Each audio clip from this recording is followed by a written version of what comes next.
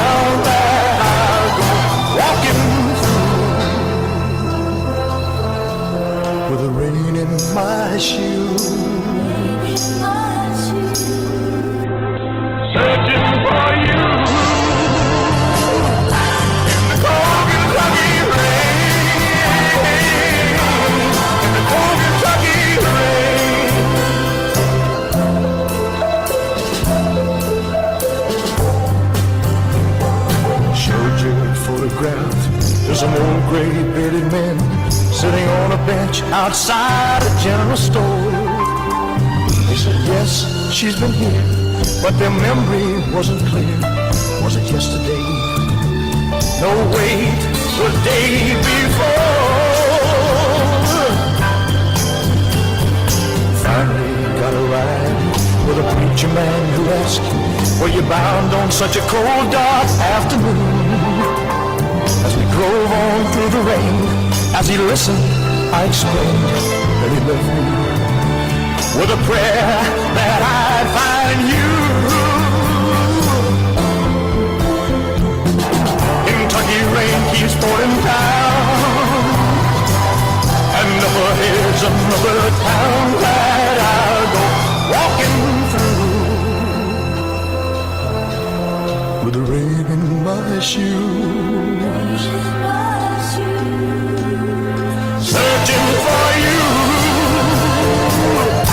in the cold Kentucky rain, in the cold Kentucky rain, in the cold Kentucky rain, in the cold Kentucky rain, cold Kentucky rain, in the cold Kentucky rain.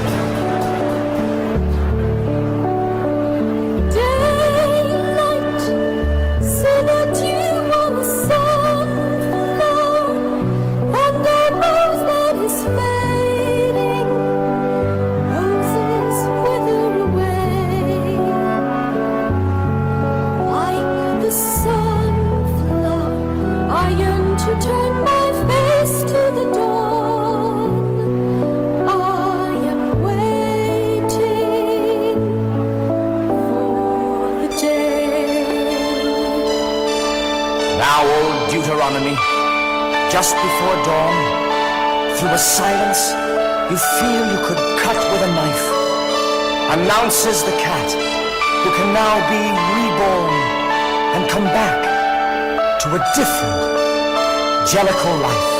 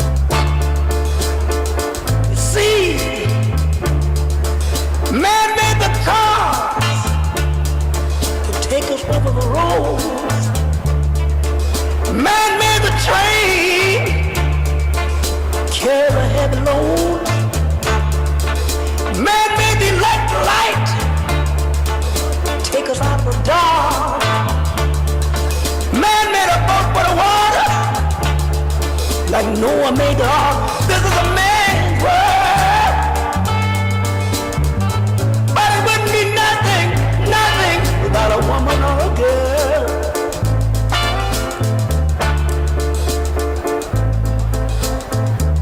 Man thinks about a little bit of baby girls and a baby boys. Man make them happy, 'cause man make them toys. And after man make everything he can, man makes money to buy from other man. This is a man's world. But it wouldn't be nothing, nothing without a woman or a girl. Oh, how man needs a woman. Man got to have a woman. He needs a woman or a girl. He needs a woman. Man make everything he can, but a woman makes a better man. Man needs a woman. Man think about anything above, but money can't buy him love. Face the fact. You gotta face the fact. Man needs a woman. He needs a woman or a girl. Oh! Oh! Man needs a woman. He needs a woman.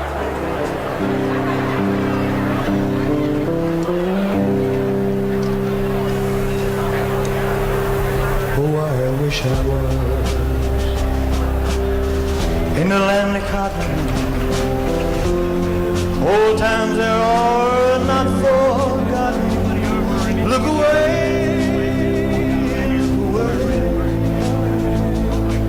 look away, Dixieland. Oh, I wish I was in Dixie.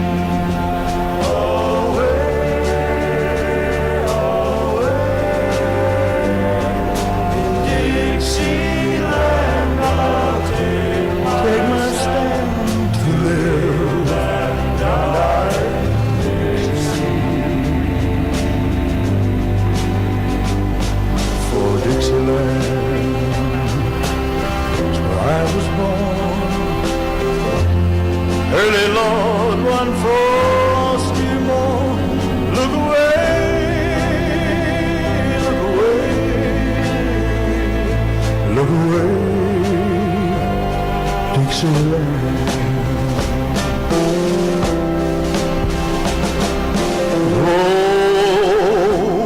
Glory, glory,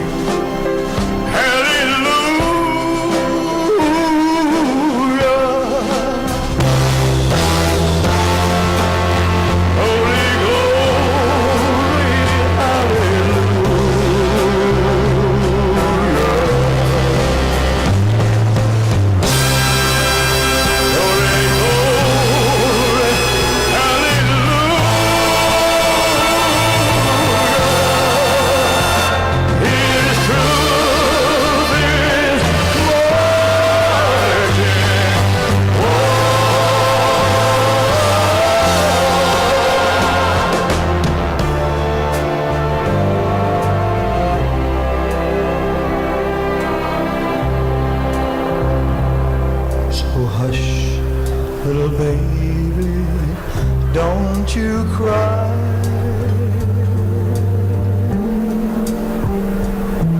You know your daddy's bound to die.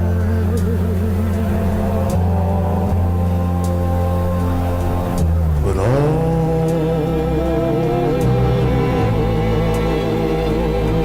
my trials, Lord, so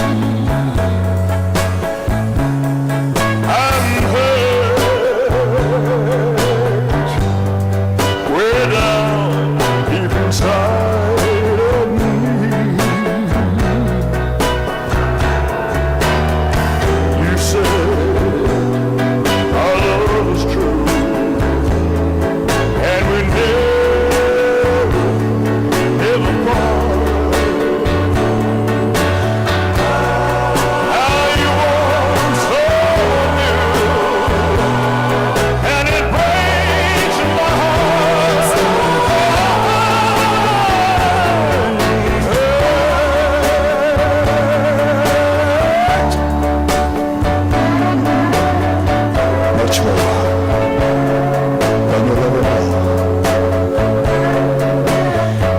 Yes, darling, I'm so hurt because I still love you so. But even though you hurt me like nobody else will ever do, I would never, ever hurt you.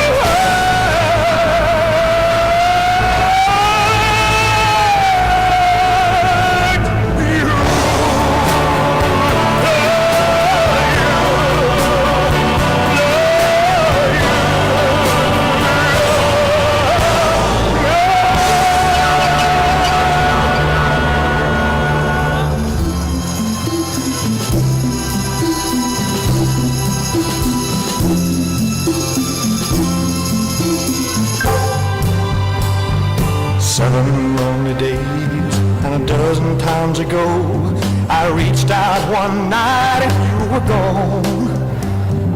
Don't know why you'd run, what you're running to or from. All I know is I want to bring you home. So I'm walking in the rain, thumbing for a ride on this lonely Kentucky back road. I've loved you much too long, my love's too strong to let you go, never knowing what went wrong. Kentucky rain keeps pouring down, and up ahead's another town that I'll go walking through with the rain in my shoes, searching for you in the cold Kentucky rain, in the cold Kentucky rain.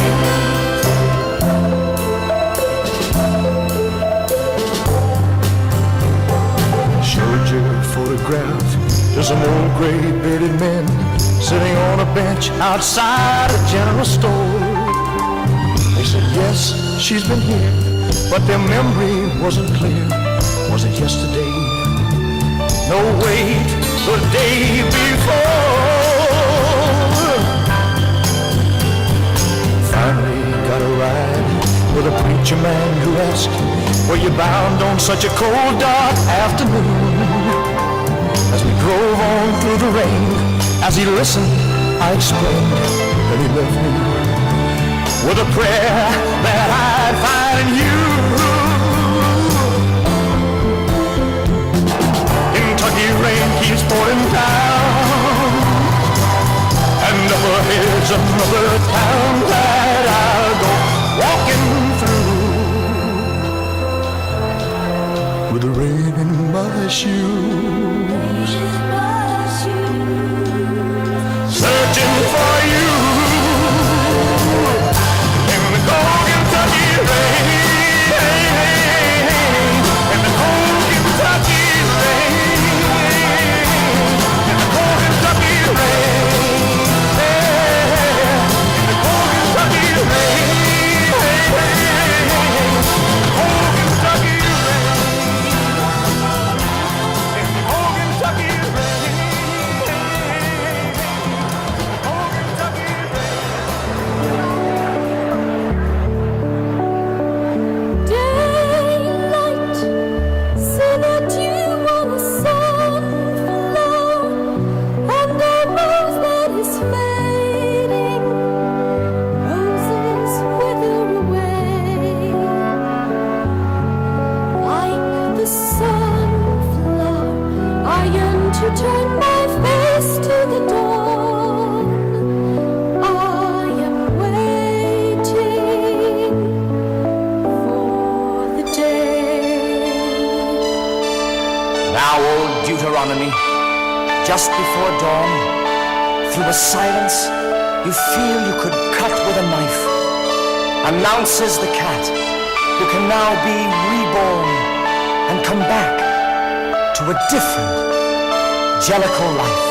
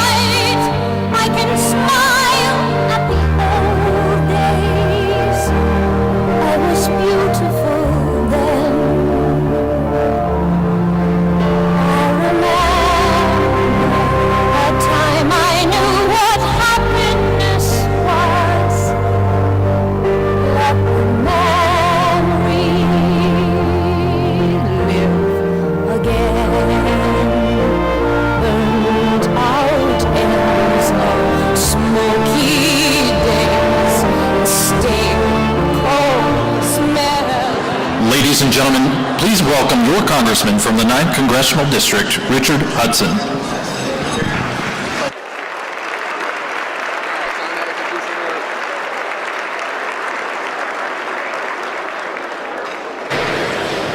How's it going, North Carolina? Or as Joe Biden would say, North Dakota. Ladies and gentlemen, friends and neighbors, I'd like to ask you one question. Are you better off? Are you better off today than when Joe Biden became president? When he jacked up inflation and grocery prices and the cost of gas? Are you better off now that Joe Biden opened the border? Fighting chaos and crime and drugs into this country. Are you better off now that Joe Biden let criminals roam our streets and crime skyrocketed? Are you better off? Are you? I'm not. Think back before Joe Biden began to destroy our country. Our economy was the greatest it's ever been. The border was secure. Our streets were safe. America was strong and prosperous and free. Y'all remember who was president back then? President Donald J. Trump.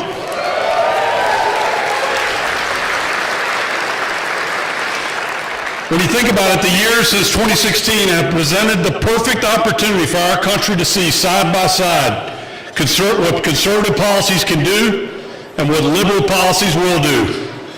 President Trump cut taxes. Our economy soared. Wages actually increased. President Biden spent trillions of dollars that we don't have, and inflation has skyrocketed, and we're all paying for it. President Trump locked down the border and promoted law and order. Our streets were safe and our border was secure. President Biden threw open the border. Now criminals roam free and fentanyl poison is killing young people in every community in this country. We cannot allow 4 more years of this radical left making our country the science lab for their extreme experiments, because our children are paying the price. Now Republicans in the House, for the first time, are standing together and holding the line.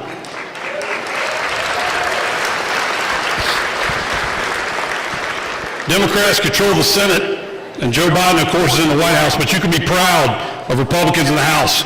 We're standing together and fighting to stop Joe Biden's agenda. We cut trillions in spending. We put welfare recipients back to work. We cut red tape to unleash the energy industry. We stopped D.C. Democrats from coddling criminals. We ended the long overdue COVID emergency. But folks, we need reinforcements. As chairman of the National Republican Congressional Committee in 2024, I'm working to grow our House majority. And by the way, thank you. Thank you, North Carolina, for giving me the opportunity to serve you and to be selected by my colleagues to be fourth in line to the Speaker and run our campaign committee. At the NRCC, we're going to elect conservative warriors coast to coast, even in blue states like New York and California, because our ideas resonate with real people. You know what? We're even going to pick up seats right here in North Carolina, aren't we?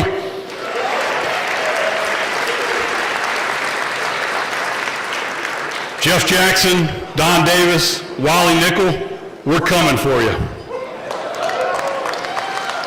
But I'm not content to just win seats in the House. We need to take the Senate. But even more importantly, we need to win the White House to put our country back on track.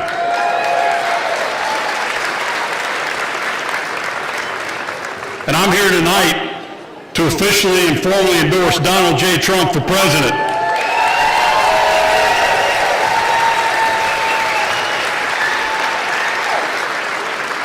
And let me tell you why. My wife, Renee, worked for President Trump for 4 years in the White House. She saw firsthand President Trump's character. She saw President Trump's heart. She saw firsthand how much Donald Trump loves this country. And President Trump worked hard as a leader of our party to elect Republicans up and down the ballot. In 2020, the last time President Trump was on the ballot, all the prognosticators predicted doom and gloom. They said we're going to lose 20 seats in the House. Well, thanks to Donald Trump, we gained 15 seats in the House that year.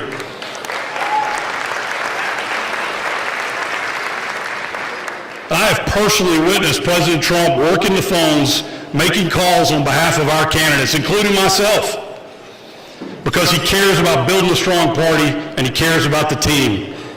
He knows how to connect with and turn out segments of our voters that are critical to the Republican victory. And as our standard bearer, he will help us win up and down the ballot in 2024. And President Trump knows a strong party means winning races, and winning races means we can enact policies that will save America and stop the radical left. Because we need a future where we're all better off, a future where we can afford eggs and gas, a future where our country treats law-abiding citizens better than criminals, a future with a secure border, a future where boys can't compete in women's sports,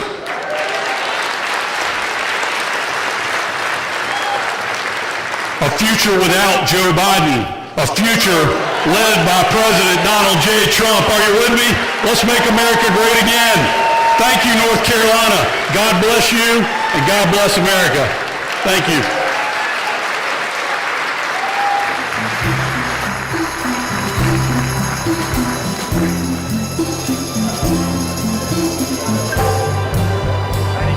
Seven lonely days and a dozen times ago, I reached out one night and you were gone. Don't know why you would run, what you're running to or from. All I know is I want to bring you home. So rolling in the rain, falling for a ride on this lonely Kentucky back road. I loved you much too long, my love's too strong. Let you go, never knowing what went wrong. Kentucky rain keeps pouring down, and up ahead's another town that I'll go walking through. Give me a second. With a moon in my shield, searching for you in the cold Kentucky rain, in the cold Kentucky rain.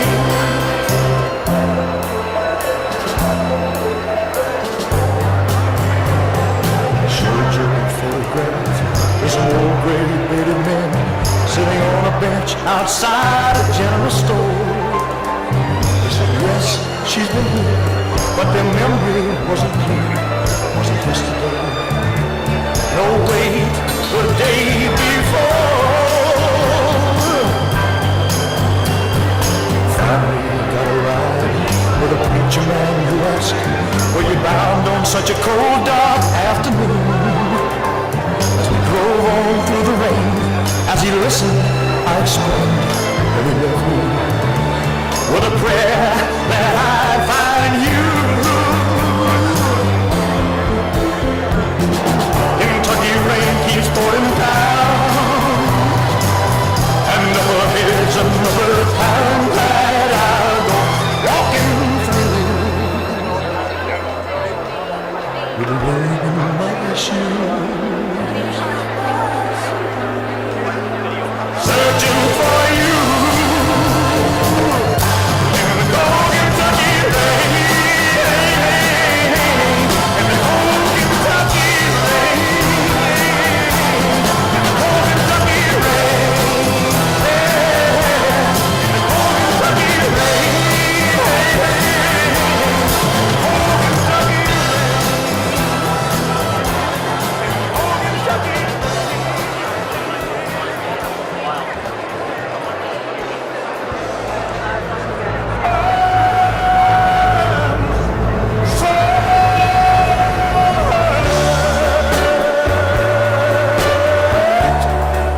to think that you lied to me.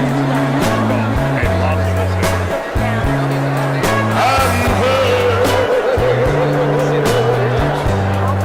way down inside of me. You said our love was true, and we never part. Now you want so new, and it breaks my heart.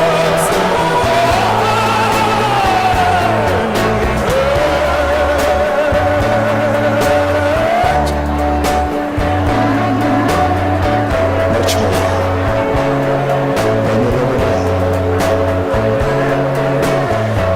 Yes, darling, I'm so hurt because I still love you so. But even though you hurt me like nobody else could ever do, I would never.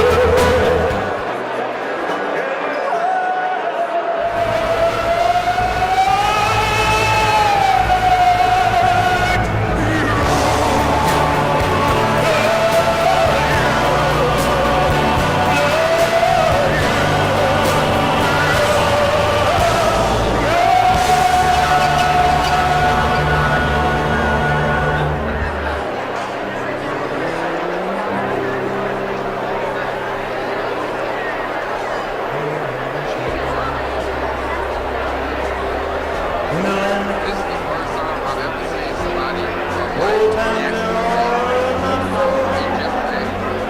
Look away. I seen Greensboro game one time.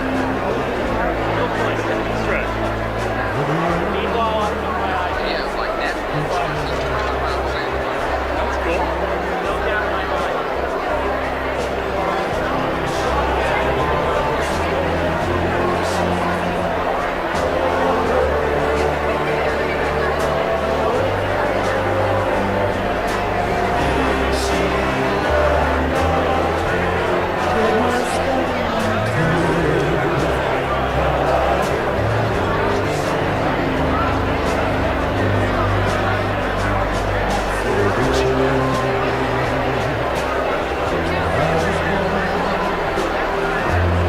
Early Lord, run for look away.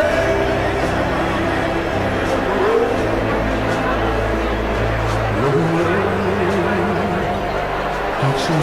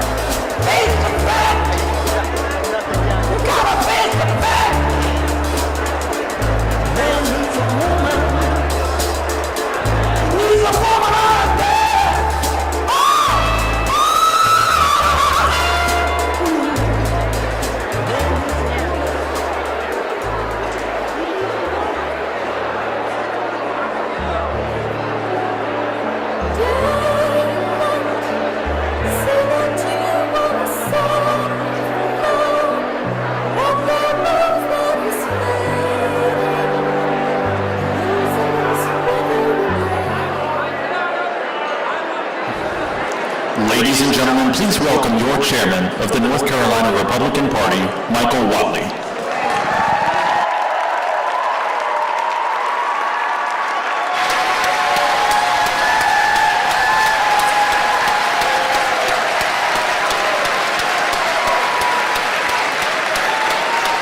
What a great crowd we've got here tonight.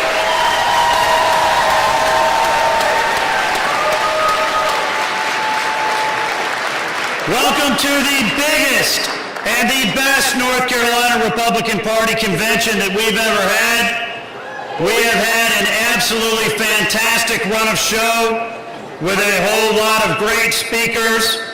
We are very excited to have all of our dignitaries here in the audience today. We have several members of Congress.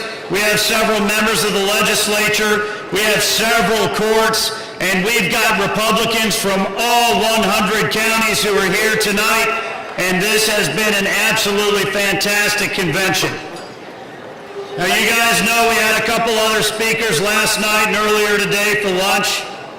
And we have a very, very special speaker here with us tonight. Make sure that we are going to be able to roll out a great North Carolina welcome for President Donald J. Trump.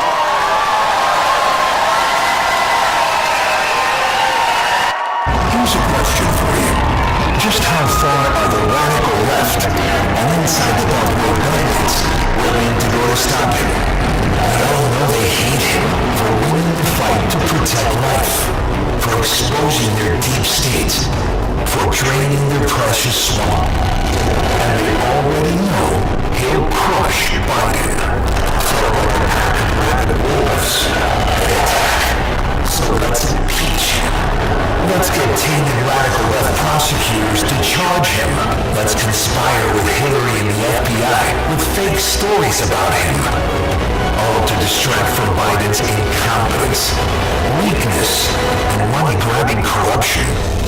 But here's the thing, he'll never blink. That's called having the courage of your convictions.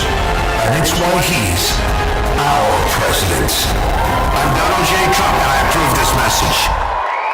Ladies and gentlemen, please welcome the next president of the United States, President Donald J. Trump.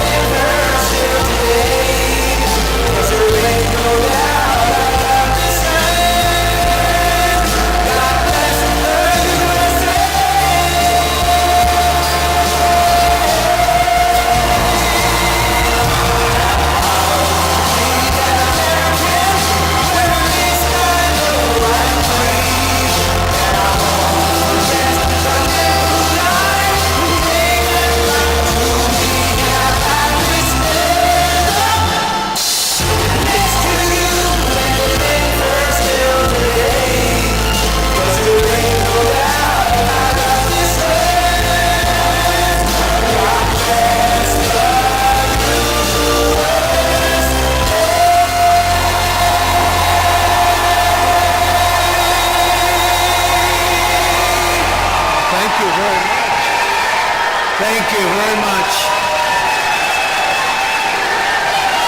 Thank you very much. Great crowd. This is beautiful. I want to thank Michael and congratulations on your re-election as party chairman. That was a big deal. That was a big deal. It's great to be back in North Carolina. Very special place. Very, very special place. We've had tremendous success here. We won it twice. We won the primaries twice. We won the election twice. It was great. Sit down. Come on, let's all be with each other. We have nothing else to do tonight. I also want to thank our outstanding NRCC chairman. Where is the chairman? Richard Hudson, where's the chairman? Come on, Richard, stand up. We just got back from Georgia, and he's even a celebrity in Georgia. We had a great crowd in Georgia, too. He's fourth in line for Speaker, and his wonderful wife, Renee, is incredible, and she served 4 years, actually, in the White House as Kellyanne. Is anyone here of Kellyanne Conway? Nobody, right? She's so fantastic, but thank you, and thank the family. Your family is fantastic. We appreciate it. Thanks also to one of the great stars of the party, one of the great stars in politics, Lieutenant Governor Mark Robinson.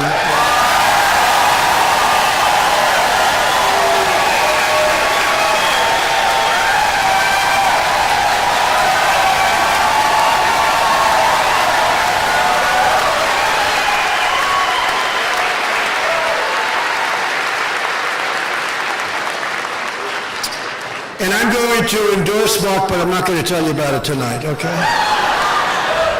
We'll save it for another time. But you can count on it, Mark. Congratulations. Great job. You've been doing a fantastic job. We also have some warriors that we fight together with all the time, and we win a lot. We win most of the time. Representatives Dan Bishop. Where's Dan? Dan. Thank you, Dan. Thank you, Dan. Thank you very much. Great job. Great job. We love him. Chuck Edwards. Chuck. Thank you, Chuck. Thank you. Thank you very much. And State House Speaker Tim Moore. Tim, thank you very much. Great job. Tim's doing a fantastic job. Thank you. For 7 years, we've been engaged in an epic struggle to rescue our country from the sinister forces who actually hate it and want to destroy it. I really believe they want to destroy it. There can be no other reason. These forces are far stronger than Russia, China, North Korea, and Iran all put together, because with the right leader, you saw that just 3 years ago, we have the right leader. All of those countries are absolutely no threat. They're not any threat to us. We talked about it before. Right now, however, they're putting us in the most dangerous position in the history of our country. We've never been in a position like this. There's never been such danger. It's because of the weaponry, the power of the weaponry. And we have people that have no clue. We have people in office that have no clue. Together we stand up to the globalists. We stand up to the Marxists. We stand up to the rhinos, because they're very bad. Because you don't know where they're coming from, the rhinos, you don't know where they're coming from. We stand up to the communists and the environmental extremists, because I'm an environmentalist. I really believe that. We've done some great things for the environment, but you have extremists, and you don't know whether or not they're really serious about some of this stuff. It's not even believable.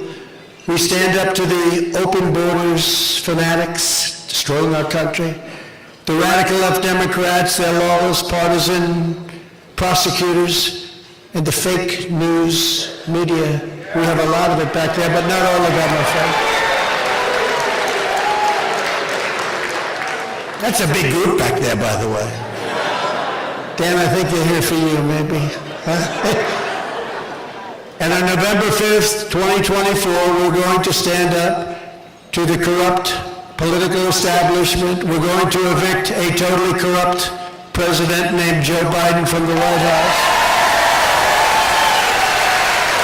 And we're going to finish the job that we so successfully started. Probably there's been no more important 4 years than we had. We did a great job, all of us together. Things we did, nobody thought were possible. I put everything on the line. I will never yield. I will never be deterred. I will never stop fighting for you. Never.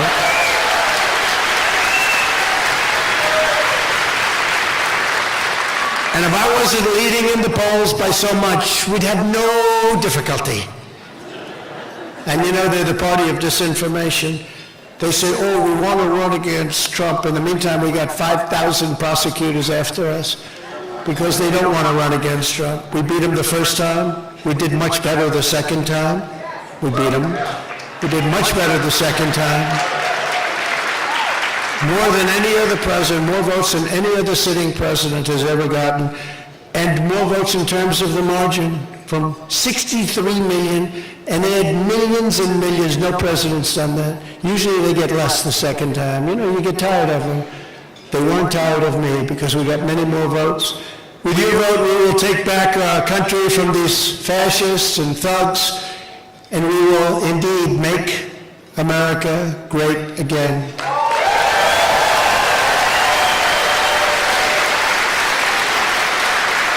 From the beginning, our America First agenda has been an existential threat to the rotten political class that gets rich and powerful at your expense, erasing our borders, cheating like we've never seen before in elections, exporting our jobs and squandering our blood and treasure on endless foreign wars. We didn't start any wars, first time in 71 years. No wars. They all said, Trump will get us into a war. He's got that personality. No, it was my personality that kept us out of wars.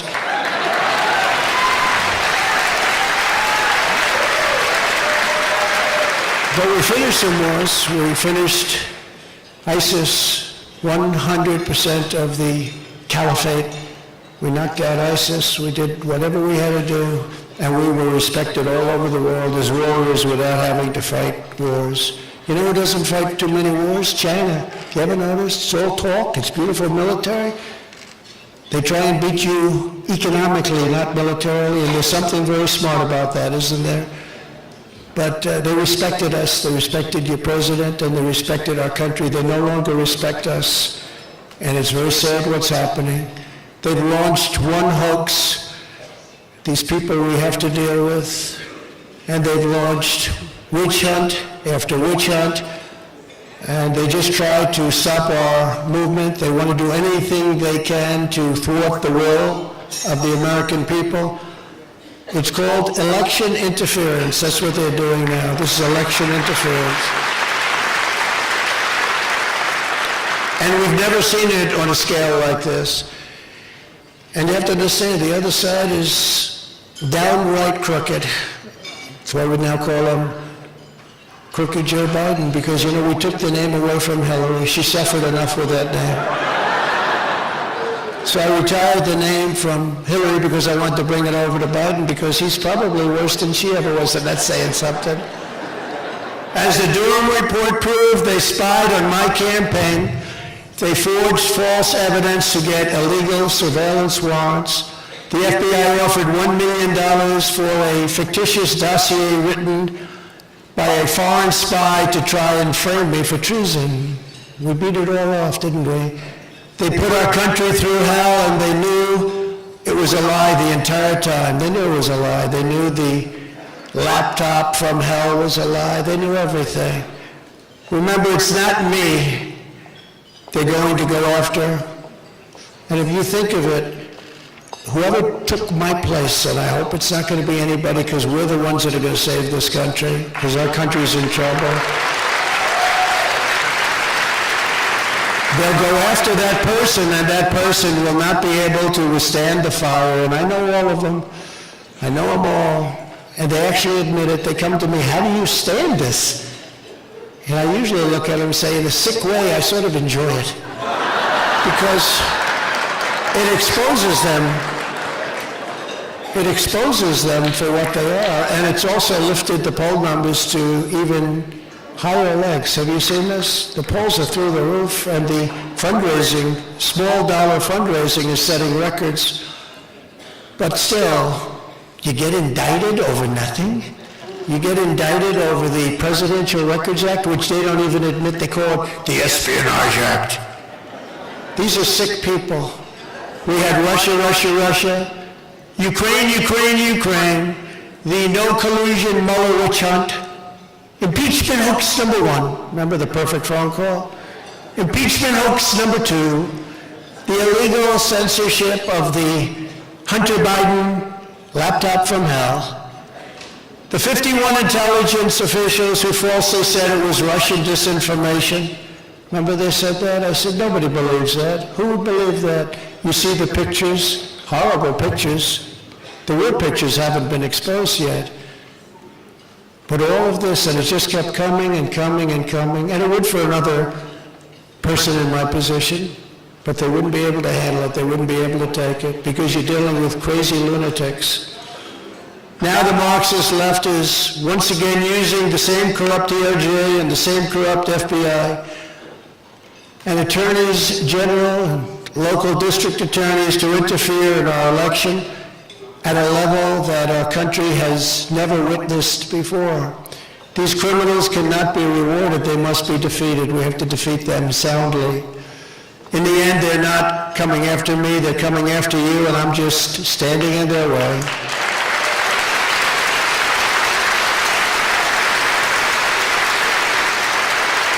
The baseless indictment of me by the Biden administration's weaponized Department of Injustice will go down as among the most horrific abuses of power in the history of our country. I think it already is, when you think about it. And certainly going back to Obama, when I said, they spied on my campaign, everybody, including the fake news media back there, they said, oh, that's so crazy. Turned out I was right. This vicious persecution is a travesty of justice. You're watching Joe Biden try to jail his leading political opponent. Think of it. This is like third world country stuff. Trying to put his opponent, who's leading him by a lot, wants to put him in jail over following a civil act. This is a simple thing. The Presidential Records Act, it's all under the Presidential Records Act, as it should be. It's all under the Clinton Sox case. You know what the Clinton Sox case is? That's where they sued Clinton and he ended up winning, that he could keep the things that we're talking about. It's all under that, Mr. Congressman. We discussed that before. But this is more like Stalinist Russia or Communist China that we're dealing with. These people have reached a level of Trump derangement syndrome that nobody thought was possible. And I never thought, frankly, that this could happen in America. You go after a president that got, again, the most votes by far of any sitting president in history, gets out of office. And because I'm running, if I wasn't running, wouldn't even be talking about it. If I weren't leading, we wouldn't be talking about it. But we're leading by a lot. We're leading to sanctimonious by massive numbers. He's heading south quickly, no personality. You gotta have a personality to win. He's got no personality. And remember that when he came to me, he had virtually no votes. He was dying, as the expression goes. He was dead. I said, George Washington could endorse you, it wouldn't matter. No, sir, if you endorse me, I'm telling you I'm going to win. I said, let's give it a shot. I endorsed him. He went up like a rocket ship, and shortly thereafter, they had the primary, and he won. And then we had to get him through a crackhead. But nobody knew he was a crackhead at the time. At the time, he was the hottest politician in the Democrat Party, male version. Female version, Stacey Abrams. It's true. Stacey Abrams and him. But he was hard to beat, and Ron said to me, I don't think I can beat him. I said, you'll beat him. And I did 3 rallies, massive, massive, massive rallies, thousands and thousands of people. And I said, you're going to win. And he ended up winning. And then they started cheating at the end. You remember all the votes were disappearing over days, 10,000 here. Rick Scott, same thing. And I called in, you wouldn't believe it, the FBI. Would you believe it? And it stopped. So at least they did something right. But I got him in. And then they said to him, I said, congratulations, Ron. I didn't know him that well. He was one of the many people that supported me during the impeachment hoaxes. So I'd see him on television a little bit, but I didn't know him well. Then I heard 3 years later, they said, would you run against the president? And he said, I have no comment. That means he's going to run. I said, I got this guy in, Mr. Congressman, and he said he's going to run. And then I haven't been very nice to him since then. But we're leading in Florida by 28 points, and people are not happy with him, and he's a lousy campaigner. Remember that when he came to see me, he had almost no points. He was ready to look for a new career. You told me that better than anybody. He was looking for a job. And when I endorsed him, it was like magic. It was like he was a rocket ship. But I believe in loyalty. And, you know, it's just very disloyal. If somebody got me into office, and I got him in. You know, some people I help. Some people I help, and some people I get. And I got this guy in, along with some others. But some people I help, and that's different. Some people I help a little bit, some people I help a lot, but some people I get in. I got this guy in. So, you know, you think there'd be a little bit of a loyalty, and it's bad for the Republican Party, frankly, but let's see what happens. But we're leading by a lot. But meanwhile, Joe Biden had troves and troves, thousands of boxes, classified documents from his time as vice president. And even as a senator, and boy, when you're a senator and you take classified documents, that's a big deal. I watched Dick Durbin get so angry about it. I said, well, he'll be brought back into the fold eventually. But he went out, and Senator Durbin, he said, you can't, as a senator, take classified documents out of a SCIF. He took them out of a SCIF as a senator. It's unheard of. I spoke to a lot of senators. They said, I don't believe it. A lot of them. Got a lot of them. They didn't believe it. And they come after me. And we had a wonderful operation, everything by the Presidential Records Act. We were talking to NARA, but you know, NARA's radical left. Do you know they have a red flag on the Constitution of the United States and on the Bill of Rights? You know what red flag is? It is a dangerous document. This is where NARA's coming from. And they've done, I would say, over the last number of years, very poor job. But they're very, very radical left, so you have to be careful of these people. But they conspire with the FBI, they conspire with, it's just a crazy situation, I mean, that this country goes through. If we could devote the same brilliance to making America great again, to fighting Russia, to fighting China, to fighting all these people that are eating our lunch like China. We did a great job with China. I took in hundreds of billions of dollars in taxes and tariffs from China. Think of it. No other president took in any money, not $2. But many of Biden's documents were in Chinatown, D.C. You know that? You know what Chinatown, D.C. is? That's the real deal. That's the place. And he's getting money based on reports currently. And if the media, the fake news, was doing their job, they'd be earning Pulitzer Prizes, which no longer mean anything. You know, I'm suing the Pulitzer Foundation, you know that, because they gave Pulitzer Prizes to reporters from the New York Times and the Washington Post because of their wonderful and accurate reporting on Russia, but they were wrong. In fact, the Durham report just said how wrong they were, but they were. But we knew that even before the Durham report. Many of them have already conceded the fact that they were wrong. And they have Pulitzer Prizes. We want those prizes taken back, and we want them maybe reissued to other people like Greg Jarrett, like John Solomon, like all these people that actually did call it right. They were real reporters. They really did a great job. But they have to take those back, and so we're suing them. And we're suing them for damages because they're libeling me by saying that these people continue to have the Pulitzer Prize. That means they're saying that the story of Russia, which even the papers themselves have now admitted is a hoax, that's libeling me because they're saying that it continues to exist. So let's see what happens with that, but we have to bring back our country. We have to bring back sanity into our country. You know, the media is so important. They could straighten things out so badly, so quickly. Look, if 15 years ago, 15 years, they're like a policing agent, they should be. 15 years ago, 10 years ago, if somebody said that somebody was taking money from China and from Ukraine and from all these other places, tens of millions of dollars, they would all be rushing to try and get the story.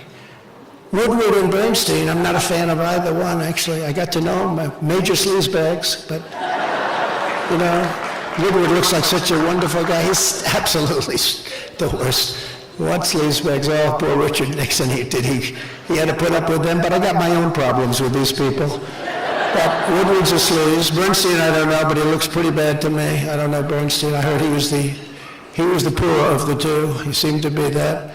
A nasty person, though. For a person that doesn't know me, I don't think I ever met him, but if I did, it was quick. But he's a nasty guy. But they're all nasty because they're deranged. But we have to have our great media be policing agents so that things like this can't happen. Because, you know, there is no scandal without press. If the press refuses to write that Joe Biden got $5 million, and a lot of other things are coming out this week, then there can't really be a scandal when you think of it, right? There can't be.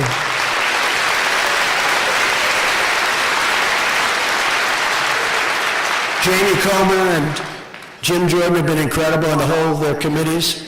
But you know, it's amazing that they sometimes say to me, not the two individuals, but people in the committees and people in Congress, we were talking about it just a little while ago with a few congressmen, we have stuff that's so earth-shaking.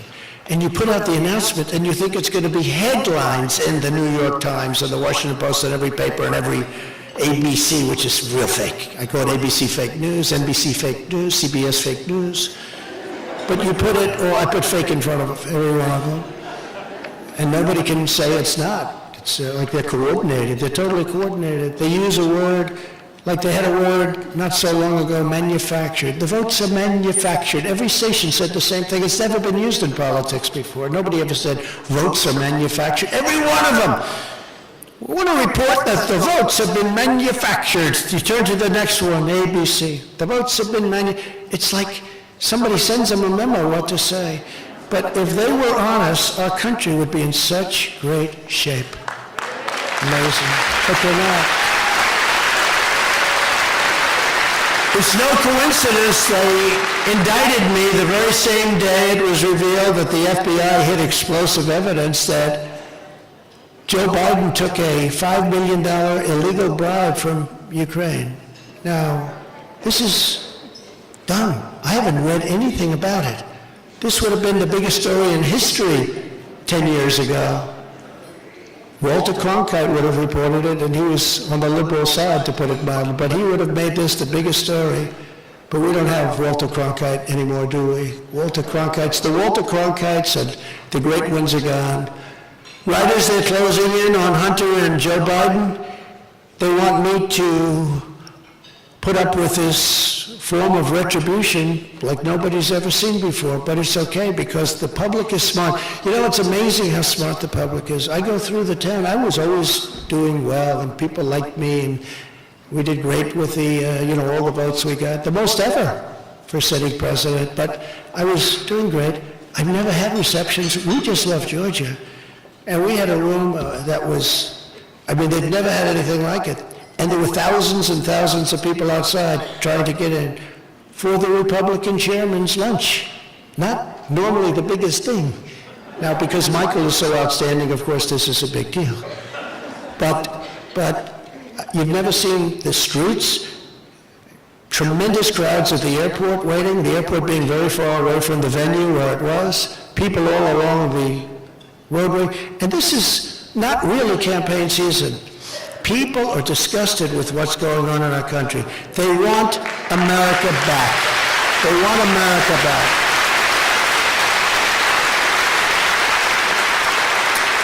So I've been predicting this for a long time, just like I did with Live. You know, Live Golf. I told the players, take the money.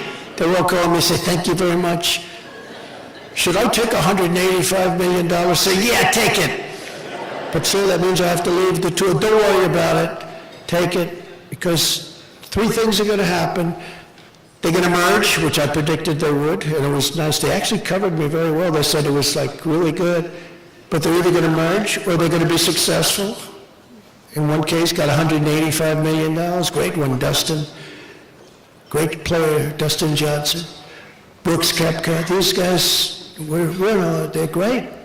But, lots of others were offered hundreds of millions of dollars. They said no, and now there's a merger. And I actually made the statement. I said, if there's a merger and you don't take the money, you're going to have a lot of very unhappy golfers out there. And you have a lot of very unhappy golfers out there. But it was exactly as I said. But I called this one too. And I said that Hunter will probably be charged with some minor offense like jaywalking, so that the FBI and the DOJ can pretend that they're fair. Oh, we got Hunter. So while they're going after me under the Espionage Act, that's like the creation of missiles in your basement. They got him for nothing. And there's never been a more corrupt group of people in the history of our country running this country, where somebody sits on a board, gets $83,000 a month, a $3 million upfront payment. Nobody's ever said anything like this. And in all fairness, was interviewed on one of the shows on Main Television. I call it Main. Used to be Sirius Television, now it's Main Television. But he said, no, I don't know why they paid me so much. Do you have expertise, sir, in oil and gas? It's an oil and gas company. No, I really don't. Do you know anything about it? No. Then why are they paying you $83,000 a month and $3 million in upfront payments? So we think it's actually more than that. But these are corrupt people. These are corrupt. He had no answer. He had no answer. The money laundering, the ignoring bribery, and the other massive crimes, they all implicate crooked Joe Biden. See how good that name works? Because, Hillary's now finished. Let's assume, although she's probably going to try and make a comeback. After this speech, she'll probably try, but I don't think she'll be very successful. But she's a woman that was out of control. The stakes of this election could not be more stark. Either we have a communist state. They used to use the term deep state. I'm stopping it. I'm using it Marxist. I'm using it fascist. I'm using communist, because deep state is far too soft. Far too soft. Remember, during the campaign, I'd say we're going to end up being another Venezuela, but on steroids. Big scale version, big, large, beautiful scale version of Venezuela. How about we're buying oil from Venezuela?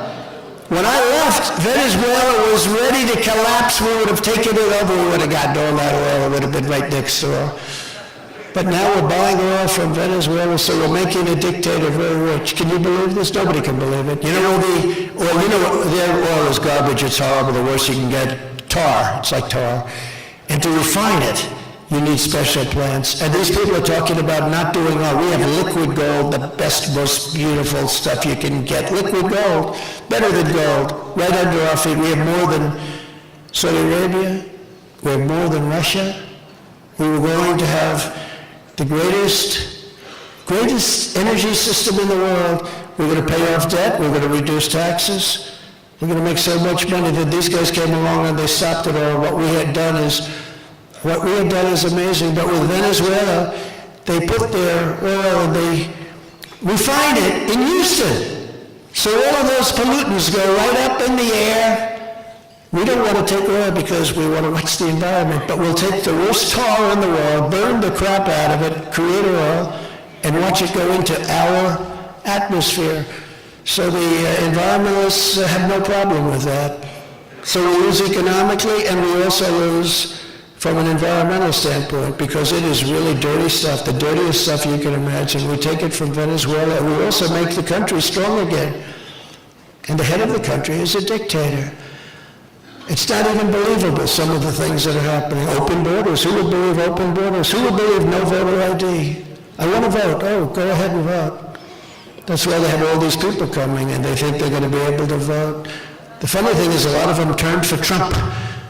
A lot of them on the Texas border towns. Wouldn't that be fun? We like Trump the best. We like Trump.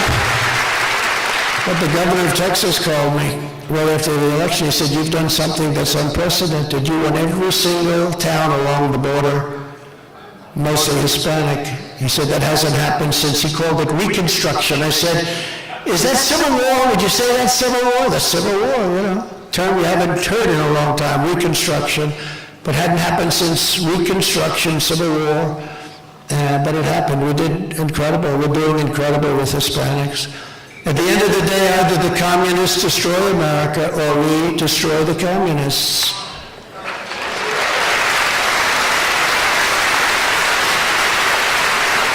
And never forget what the demented persecution of our movement is all about. Our enemies are desperate to stop us because they know that we are the only ones who can stop them. We're the only ones that can do it. Small group, relatively small group, but we can stop them cold, and we will. And we would have had them stop cold, and they know that.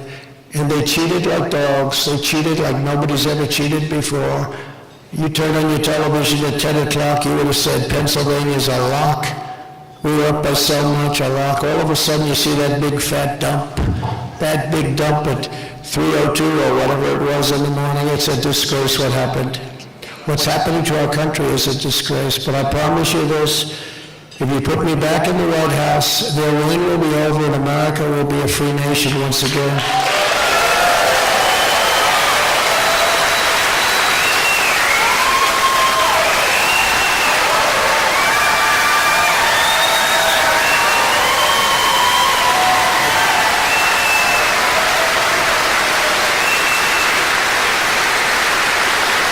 Thank you very much. I stand before you today as the only candidate who has what it takes to smash this corrupt system and to truly drain the swamp, and I'm the only one that they don't want to do it. And again, that's why disinformation. We want to run against Trump. We want to run. Oh, we're dying to run against Trump. We killed him last time. They know it. Killed him with Hillary. How about that one? You think that was a little surprise? That shook them up. They said, we'll never let that happen again. So they developed all sorts of... Read the New York Times. I'm not a fan of the New York Times, but read New York Times, certain stories. But read in particular Time magazine cover from a couple of years ago, because they couldn't help themselves. They had to take credit for it. What they did was so bad for our country. And look at our country now. Look where we are. We're dying. Anyone else will be ripped to shreds. There's no issue where a spine of steel is more important than when it comes to rescuing America from a really bad Biden economy. Our economy is sick. Everything is sick. But remember, and it's true, 100%, they will not be able to withstand the fire. For 3 years, Joe Biden and his corrupt allies in Washington have waged economic warfare on the hard-working citizens of our country. Biden flooded your communities with millions and millions of illegal aliens. Look at what's happening to our country right now. Crushing American wages and stealing American jobs. I believe that, you don't hear this number, I think, from anyone else. I believe by the end of this year, the real number is 15 million people, that's bigger than New York State, will have come in to our country. He launched a vicious crusade to shut down American energy. Anwar, think of Anwar in Alaska. Ronald Reagan couldn't get it done, nobody could get it done. So many years, so many decades, I got it done. The first day they terminated Anwar. Would have been bigger than Saudi Arabia. At least the same size. Would have been bigger. So good for Alaska. Would have been the biggest in the world. We were going to make so much money, we're going to pay off our debt. We're going to reduce your taxes still further. Remember, I gave you the biggest tax cuts in history, the biggest regulation cuts in history. But we would have made so much because oil and gas is such a big business, such a big business, such a powerful business, and such an important business. New England has a liberal tint, but or taint. I would say taint is a better word, actually. But it's a little bit on the liberal side, they say, but they pay the highest energy prices in the United States because they're afraid to build a pipeline right through New York State in a poor region where people desperately need the job. A pipeline would bring down New England numbers by 50 or 60%, but nobody wants to talk about it. Biden spent trillions of dollars on socialist lunacy, causing the highest inflation in 52 years. Since Biden took office, the typical family has lost over, look at this, $7,400 of annual each year income. Joe, his number one job was as next president. What he wanted to do, everybody that talks on the right, we want to reverse what Joe Biden's done. He's been a horror show, economic horror show. He's been a horror show from the standpoint of our country. And what he's done in terms of our military, he's given away $85 billion worth of equipment, the best equipment in the world, to Afghanistan. They're now one of the leading sellers of military equipment anywhere in the world. Some people have them at number 2 because they don't need 700,000 brand new rifles. They don't need 70,000 vehicles, many of them armor-plated.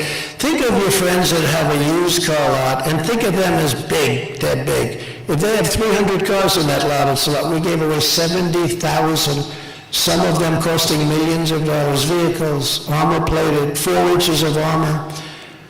Under my leadership, we built the greatest economy in the history of the world. In fact, we did it twice. And now we're going to do it again, and it's going to be better than ever. We're going to do it again.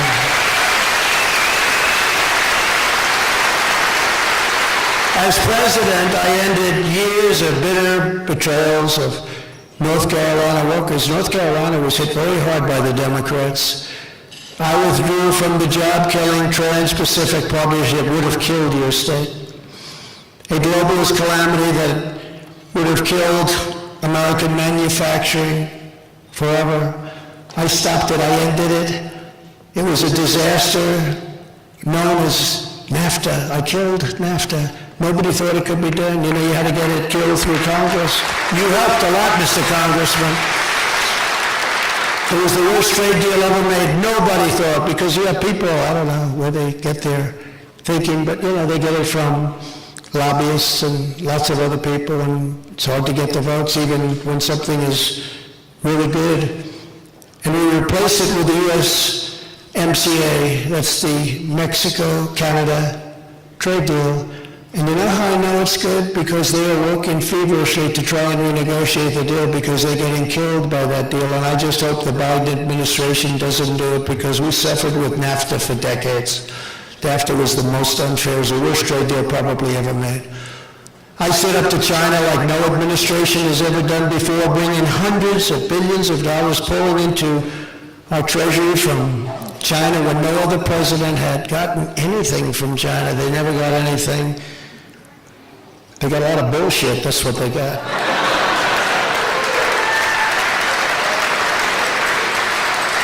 And when China targeted our farmers, I got China to give our farmers $28 billion. Who do you think else is going to do? You think Joe's going to do that? Hey, President Xi, you've really been screwing our farmers. You got to give us, got $28 billion for the farmers. That's why I say I'm not losing Iowa. Somebody said, how are you doing in Iowa? I am up like 35 points. But I said, how could I lose Iowa? I got $28 billion for the farmers. Nebraska, any farm state. You took some big chunk out of that $28 billion too, by the way. When I'm back in the Oval Office, I will revoke China's most favored nation trade status.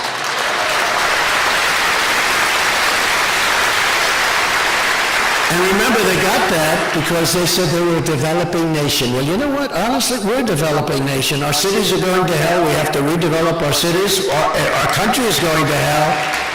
Look at our cities. Look at New York and Chicago and Atlanta. Atlanta has the highest crime rate per capita of any city. Atlanta.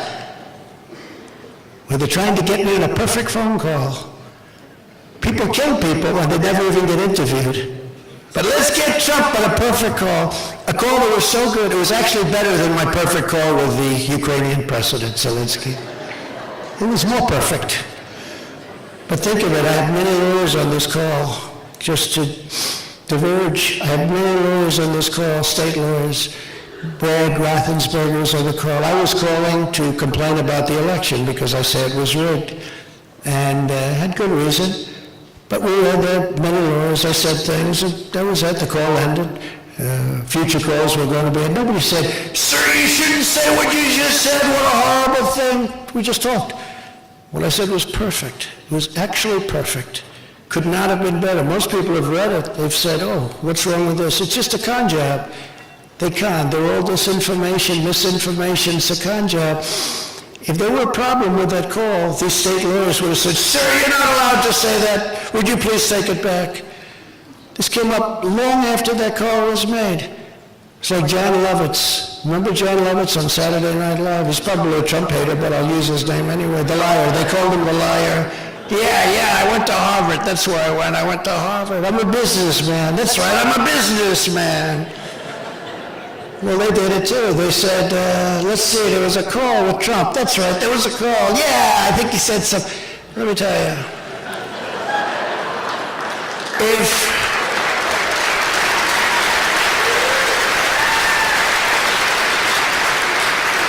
If there was anything said wrong in that call, they would have been screaming from the rafters. "How dare you say that? Sir, you're not supposed to." That call was perfect.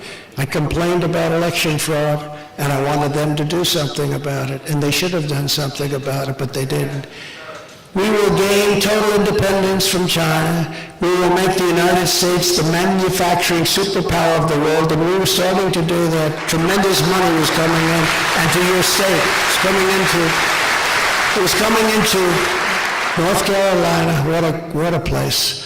Under Biden, we've had record high trade deficits, which I call losses. A lot of people don't say, "Oh, a trade deficit isn't a loss." I call it a loss. Some people don't. I understand their thinking. I was a very good student at the Wharton School of Finance. Can you imagine? I wonder if they're proud of me. I got indicted. I wonder if they're saying, "Oh, that's wonderful." I've been indicted twice now in a couple of months. You know, when I was studying and when I was a very, very successful businessman, when I did The Apprentice and I did lots of books that were big sellers, even now I have books that are tremendous sellers. I never had this stuff in mind. I never had the word indictment. What's indictment mean? "Sir, that's when you're extremely dishonest, sir." No, these people are con men. Now we have deranged people running it. For this reason, I will pass landmark legislation because we have to save our country, to be known as the Trump Reciprocal Trade Act. You know what that is? When China charges us a 150% tariff, we charge them a 150%. Right now, they charge us nothing. Think of it. Right now, so we charge them nothing, they charge us 150%. So I said to one of our terrible senators, a guy named Toomey, Pat Toomey, real beauty, I said, and he was all in for, he called it free trade. It's not free trade. Stupid trade, very stupid trade. We have a new name, we've developed a new name, stupid trade. I said, Pat, so let me ask you, China's charging us 150% tariff on various products. Can we charge them 100? No, sir, it's not free trade. I said, how about 100%? They're at 150. What about, no, sir, you can't do that. What about 50? No, sir. What about 10%, Pat? No, sir, you can't do that. That's not free trade. These are the dumbest people I've ever seen. It's called an eye for an eye or a tariff for a tariff. But isn't that a beautiful thought? Because we're getting screwed by every country in the world. And I need to get this one approved by Congress. And they approve things easy if they're bad things, if they're not politically correct, they don't want to do it. But this is politically correct. This is very simple. They charge us, we charge them. What's going to happen is a lot of them will come off, because they're saying, what's the use of us collecting 150 if they're going to get 150, so it's come off. But some won't do that, and that's okay, because we'll take in a fortune. But we'll make trade fair, really in addition, because we're the pot of gold, but we're rapidly losing that pot of gold status. Soon we're not going to have anything. We're losing so much money. In addition, I think we should have about a 12 to a 15% tax on anybody that comes into the United States. This is a tariff. If they want to do business, if they want to take our wealth, if they want to steal our wealth from us, they should pay 15%. It's not that high a number. It's not going to stop them. We'll make a fortune, and we're going to become a profit-making machine so easily. So easily. Because remember, we have $34 trillion in debt. We've got to pay it off. And we don't want to do anything stupid. But if we do the Reciprocal Trade Act, that's fantastic. And if we do we've had people, smart people, that said, if we are going to sell our wealth to other countries, we should charge them for it. Why should we allow other countries to come in and steal our jobs, to make our cars, to make our computers, to make everything, and then just sell them right back at us with no tax? No, I think if we do that, they should be charged 15%. The numbers that you're talking about are astronomical, and we will become overnight a tremendously successful country. And many jobs, when you do that, will come back into the United States. So I want you to think about that. That'll be very controversial tomorrow with the fake news because it's such a good thing. They're going to hate it. We're going to fight the globalists, vultures, and the Washington swamp just as we did before, and we're going to win. We're going to have tremendous victories. I said we were going to beat Hillary. I was right. I said we were going to beat Biden. I was actually more right. But we're going to beat him this time, and we're going to watch those votes. You know, with COVID, you couldn't go there. People sent in the votes to get all these ballots. They send in the votes. Tens of millions of votes coming out, going in. Nobody knew what the hell. They knew what was happening. But we can never let that happen again.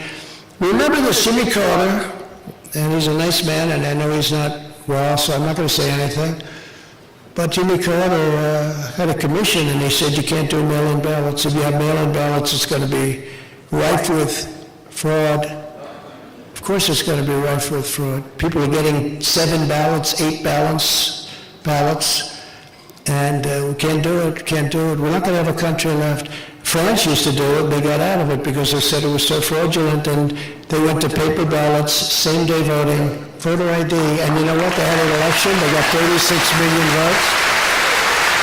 They had a winner, they had a loser, and that was the end of it.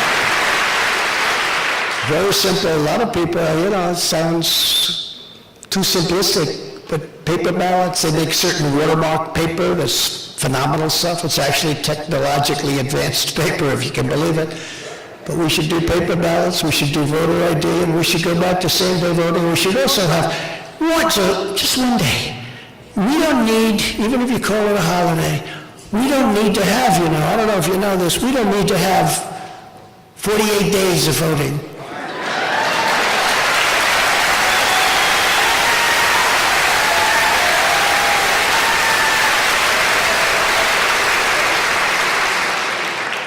And just remember, they created a lot of ballots. They had places where there were more ballots than there were voters. And they had a hard time explaining it, but the courts don't like to get involved because the courts were not courageous. They were not courageous. It's a shame what happened. But we have to have strong elections, and we have to have a strong border. It's no wonder the swamp is getting truly desperate as they see us leading big in all the polls. And this week's Morning Consult poll just came out. We have a 34-point lead on DeSanctimonious. We're at 56%. That's with a lot of people in it. Haley's at 3. Great job. Pence is at 7. Oh, look at this one. This one just came out in the Clarity campaign poll. Very respected. We're leading by 56 points. That doesn't mean we have 56. That means we're leading Ron DeSanctimonious by 56. 69% for Trump, 13% for DeSantis, and Pence has 6. Once you get used to saying DeSantis, it's hard to say DeSantis. I was actually being interviewed, and I was trying to be serious, and I called him DeSantis. I said, that's not good. But he's changing his name. Now it's DeSantis. And I put a little message out, never change your name in the middle of a campaign. You don't change your name in the middle of a campaign. In the Emerson poll of Iowa, we're leading by 42 points. See, I told you. I got them $28 billion. How are we gonna lose? That's a big lead in Iowa. We're gonna do great in Iowa. We've always done great in Iowa. And we're leading Biden by a lot in the recent Fabrizio swing state poll of Arizona, Georgia, Michigan, Pennsylvania, Wisconsin. We're at almost 50% of the vote already. And we're leading Biden by 5, which is a shocking, you would think you'd be leading him by 40. You would think we'd be leading him by more than we're leading DeSantis. In the ABC Washington Post poll, just came out, I'm up by 7 points over Biden. And the new poll from Democracy Institute, very respected, shows that I'm the only candidate that beats crooked Joe Biden. And DeSantis is losing to him by a lot. With each passing day, more Americans are joining our patriotic movement. We are having unbelievable success, only garnered even further by what's happening, because what they're doing is so bad for our country. People are saying you can't weaponize, you can't do this. Together we've achieved more than anyone thought even possible. We delivered the largest tax cuts in history. We delivered the largest regulatory cuts. That's why we had the greatest employment numbers ever in history. We achieved energy independence. We were soon going for energy dominance, whereas I told you before we were going to be paying off massive amounts of debt and lowering the taxes still further, because that's the kind of numbers you're talking about when you get the oil cooking. In 60 years, think of it, we had the worst problems and the worst costs in energy in 60 years. We had it down to $1.87 3.5 years ago a gallon. And we actually had it lower than that, but we won't even talk about that because I had to save the oil companies. They were all going to go bust. I said, this is the first time I've ever said we got to get it up a little bit. I actually called Russia and the King of Saudi Arabia. We had a 3-way call, and we cut back on the oil because it was so incredible. Helped fill up the strategic national reserves, and he's now taken all of that to reduce gasoline prices for cars just prior to the election, very artificially. And he's reduced it down to the lowest level that it's been in, I think, 60 years.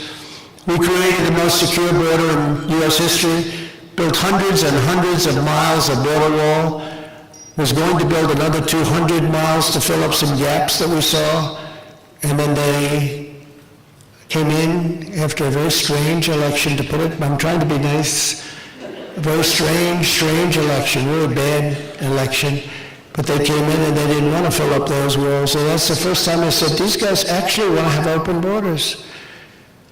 We got Mexico to give us 28,000 soldiers free of charge. That's how we succeeded. You know, we had the most secure border in the history of our country.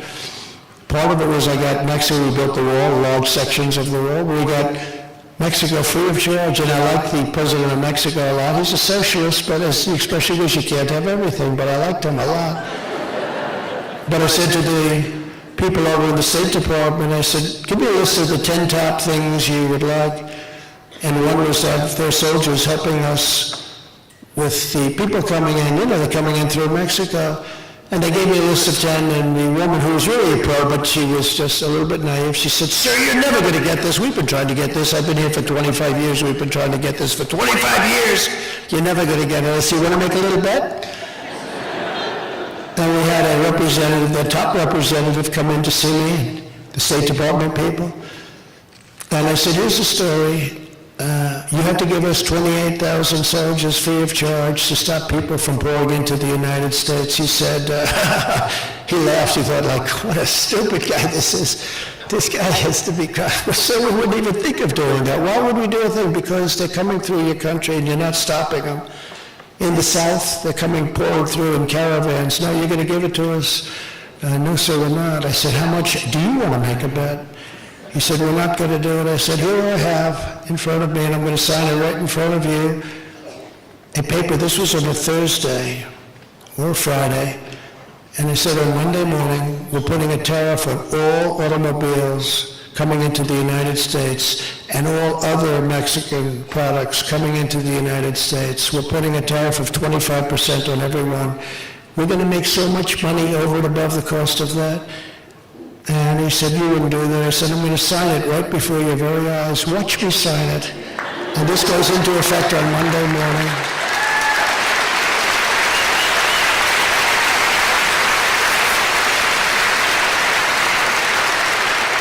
And he said to me, sir,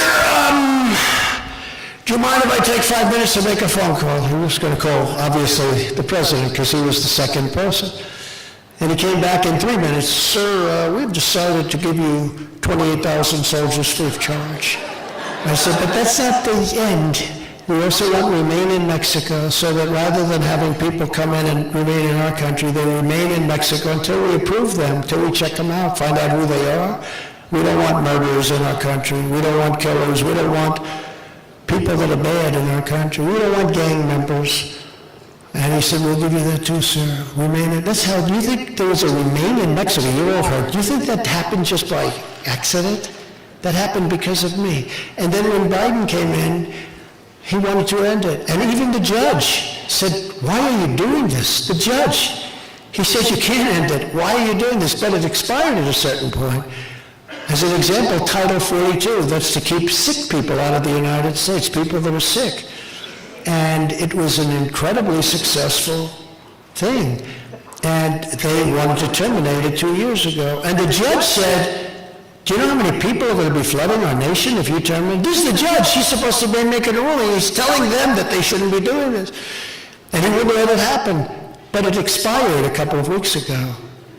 And they did nothing to do anything about it. And we have a lot of people that have diseases that we don't want to have in our country. And I'm not just talking about COVID, I'm talking about some big things. It's so sad. And then we terminated catch and release. Remember the famous, you catch them in our country, and then you release them in our country, and we say, come back in 4.5 years, we're going to have a trial. Only the stupid ones come back. Nobody comes back. 4.5 years later, they're gone. Nobody ever sees them, Dan, right? That's it. I mean, how crazy is it? It's so crazy. But we ended all of that stuff. We had the greatest border, the most secure border we've ever had. And the people of this country want that back.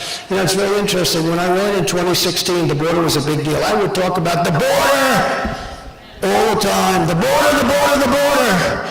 People couldn't get enough of it because we had a really bad, unsafe border, people pouring through. I did such a good job that in 2020, nobody wanted to talk about the border. And when I talk about it, people would start falling asleep. I said, I did too good a job. But now it's worse than ever. It's never been like this. Now it's worse than, I say it's worse than any third world country. Because a third world country wouldn't let 15 million people flow through their borders. They'd fight them out with sticks and stones. So we had the best border in the history of our country, and now we have, in my opinion, the worst border in the history of the world. Think of it. What third world country would let millions of people just walk across the border? Take our education, take our hospitals, take our food. Our veterans aren't treated nearly as well as illegal aliens. Our veterans aren't treated nearly as well. So sad to see.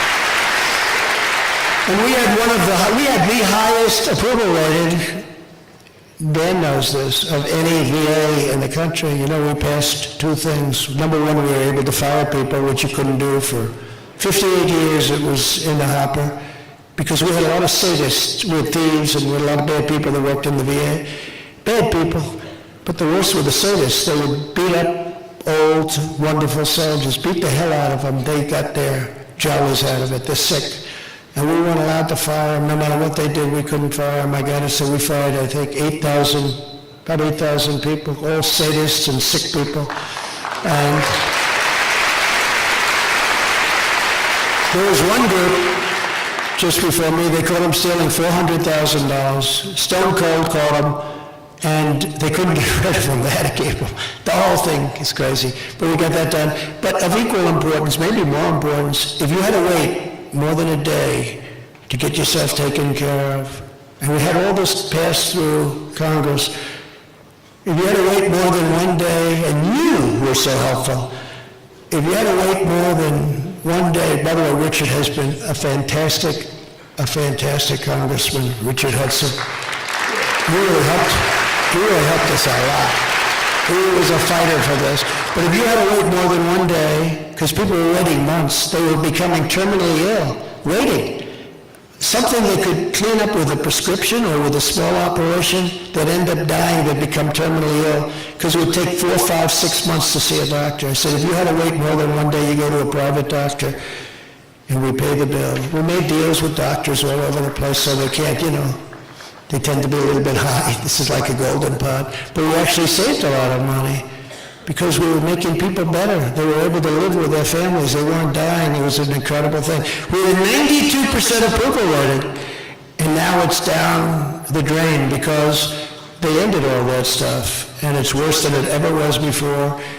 And then some people will still foolishly vote for the Democrats. I don't understand it. It's like with religion. We fight for religion. They fight against religion. How can a religious person vote for the Democrats? What they've done to Christianity and all religions.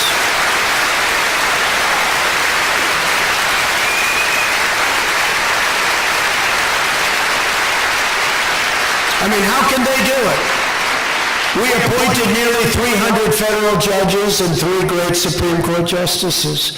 I fully rebuilt the U.S. military. We had more ammunition than at any time, and now we have no ammunition. We have a military missing a thing called ammunition. We had so much it was stocked to the gills, and now we have very little left because we're giving it to Ukraine. And I would end that war within 24 hours, I will tell you. And end it fairly. And I imposed a powerful travel ban to keep radical Islamic terrorists and radical jihadists the hell out of our country. People said, oh, that's a terrible thing. But how good did we do in 4 years? Look at our record in 4 years. You didn't hear about all that stuff. I don't even like talking about it, give people ideas. But we had a tremendous record because of what we passed, and we passed things that nobody thought were possible. But look at our record on that. We accomplished all of this and more in just 4 short years, and just imagine what we can accomplish in the next 4 years. And the advantage is that I've been through it. I know the good people, I know the bad people, I know weak people and strong people. I know the people that are losers that you don't want, and I know the people that are winners that a lot of people don't know or understand. But they're the winners, the people that can bring us back. I know them all.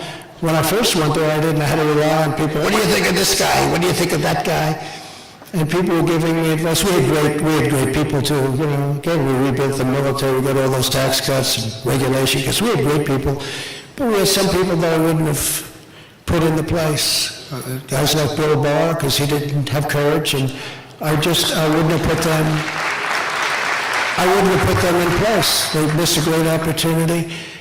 But we have all these people cold. We've caught all of these lies and all of this corruption, and something has to be done about it. But I know the strong ones and the weak ones. I know the great ones and the ones that will never be great.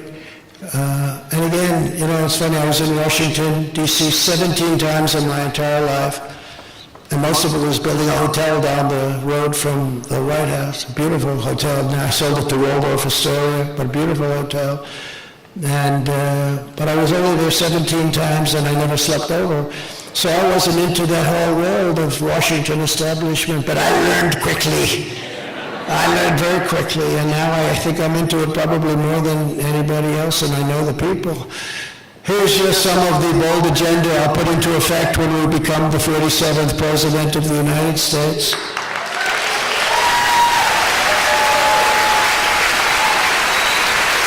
Before I even arrive at the Oval Office, shortly after I win the presidency, I will have the horrible war between Russia and Ukraine settled, if it's not already settled, and they should get it done quickly. Can't let those people die. They asked me, did you see the town hall with CNN? They got one of the highest ratings they've had in like 11 years, and they ended up firing the guy because it was Trump. Instead, they should celebrate. We had our highest ratings. You're supposed to get paid for high ratings, Richard. but they're one of the highest ratings they've had in many, many years. I was on with a young woman who was, I said, nasty. She was a very nasty woman. But it worked out very well, and they were all going, he owns you, get him off the air. They're screaming, AOC is screaming, he owns you, get him off the air, stop it. But you'd think if they had high ratings, that would be a big, he should ask for an increase. Instead, they fired him because I was allowed to put across our point of view. It's our point of view. You know, we went into the womb of the enemy. And I thought, actually, the reason I thought they'd probably be solid. I tell them, because there they are right there. But I tell them that they're doing so poorly in the ratings. If they went to the center, or even went a little bit right of center, and I thought they might be planning that. I think that's a good business strategy, because right now they're known as fake news. Can you imagine if this is on CNN right now? The one thing you know is they're going to turn it off. Oh, the light just went off the television. That just went off, the red light. I can see all those red lights up like... Oh, well, sorry about that. I'll be finished about this in 20 seconds, and then you can turn the light back on. But I thought they were going to be maybe a little bit more moderate and get their viewership up, and we'll have a big evening and great. But as I was being introduced, they were saying things that were so bad. I said, this is going to be a war. But it wasn't, look, it worked out well, but it didn't work out well for him. It should have, because he actually did a good job in the sense it was very professionally done, very professional. Everything, the set, everything was beautiful, and they got tremendous numbers, and they fired him. He's gone now. Mr. Licht, sorry about that. I'd like to apologize to Mr. Licht. But I'm the only candidate who can make this promise. I will prevent World War III. I will prevent it. Not going to happen.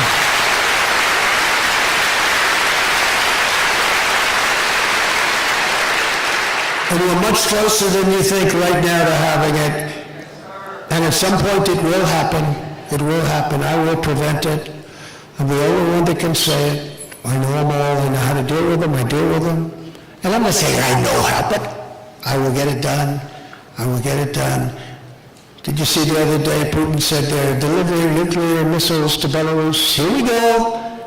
And we have a man that has no clue. He has no clue. We have a guy that walks around, he has no clue. He's like a walking zombie. You know, I meet these other leaders. President Xi, Kim Jong-un of North Korea did a great job with that. Kim Jong-un with the meetings and, you know, historic. We got along great. They hate saying that when I say they got along great. How dare you get along great with a dictator? You know, the guy's got hundreds of nuclear weapons. It's nice to get along. And I'm not saying that from weakness. I'm just saying from common sense. No, I got along with him great. How dare you say that President Xi of China is a brilliant man? No, he's brilliant. He leads 1.4 billion people. And he leads them very powerfully. And he's doing things and ripping off our country for years. But they get upset when I say somebody's brilliant. But here's what I will say. They're all at the top of their game. I know every one of them, all these leaders. They're smart as hell. They're tough. They're cunning. Some are vicious. Most of them are vicious, actually. They think the United States is run by fools. They all take advantage of the United States. I had a thing with France. I like Macron, but he's a wise guy. I like, you know, sort of young. And my people were negotiating with him. He's putting a tax on all American companies that do business in France. I said, who the hell wants to go to France? But he's putting a very big tax on. So Steve Mnuchin and my people were negotiating with him and came back, no, they can't make a deal. I said, why can't you make a deal? We can't. They want to put the tax on. All these companies tax you. You're an American company, they're going to tax you. I said, that's not right. I said, give it another shot. They came back a week later. They can't make a deal. I said, I'll make a deal. What do you mean you're making the same thing? Same old story all the time. So it's the same story. They don't write about it. They know about it, but they don't write about it. I wish all these things were taped. I really do. I wish these conversations, because these are classic conversations. So I got Macron, Emmanuel on the phone, and I said, Emmanuel, why are you putting a tax on all of our companies? Oh, but Donald, we have to. As you know, it's been approved by everybody. I said, I don't care if it's approved. Take it off. Oh, no, we can't do that. It's been fully approved. And I said, now here's the story. If you don't take it off, again, tomorrow morning, at 7 o'clock in the morning, we're taxing all of your wine and champagne that's coming into the United States at 100%.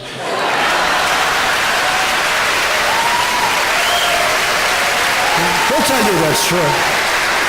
No, you cannot do that, Donald. Donald, you cannot do that.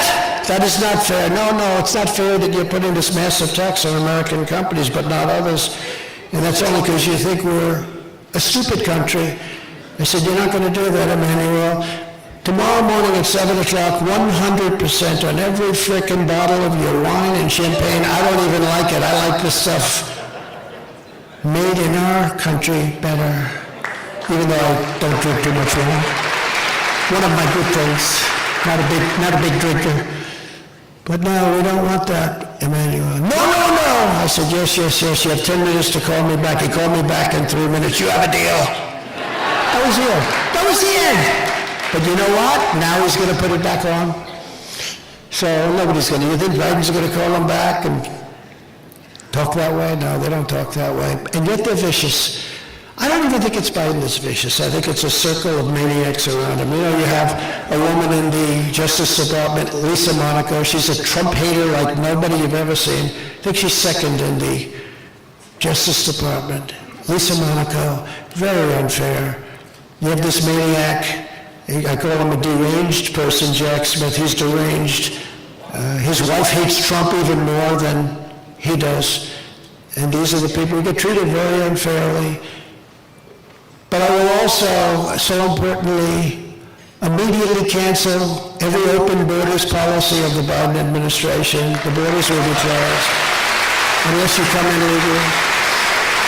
Under Biden, other countries are emptying out their prisons, insane asylums, and mental institutions and dumping everyone into the United States. Did you know that? Wonderful. Their prisons are being emptied out all over the world, not just in Guatemala, not just Mexico, not just El Salvador. No, all over the world they're coming. Last week we had 129 people coming from 129 countries were represented by people pouring into our country illegally. 129 countries. Most people didn't even know there were that many. There are actually more than that, and sometimes we have a lot more than that. But their prisons are being emptied into the United States. You go into their prisons, they used to have it so crowded, so horrible, that people couldn't lie on the floor. They would stand up and lean against each other. Now they have nobody in those prisons. They're all in the United States of America. Thank you very much. We're like a dumping ground. The same thing with people that are mentally ill. They said, please don't use the word insane asylum. But no, there are some very serious places, insane asylums and mental institutions. And those people are all being dumped into the United States. Why should they take care of them if a country is foolish enough to take the tremendous risk and cost? The risk being even bigger than the cost, but the cost is not even, it's not imaginable how big it is. So we have all these people that are vicious prisoners. You think our prisoners are bad? These people make them look like Boy Scouts. And they're being dumped into our country. And all of the people who are mentally ill, I read an article recently, fairly recently, about a psychiatrist who was working at a hospital for 20, 25 years in South America. And he was sitting reading the newspaper, being interviewed for this article. And he said, you know, I used to work 24 hours a day working with patients, but I don't have patients anymore. They've all been delivered to the United States. He wasn't like complaining, he was just saying the facts. He said, I used to work so hard now, you know, I want to help people, but we really don't have the people are being let into the United States. And he said, some of these people are very sick. And this is what we're doing. Because we have a president that doesn't have a clue, and we have radical, leftist, Marxist, crazy people that are actually running our country. Following the Eisenhower model, people don't realize Eisenhower was very tough on immigration. Did you know that, Richard? Like very, very tough. He had them taken away, and he used to have them brought a little bit over the border, and they'd come back again a little bit. Then he had them brought 2,000 miles away.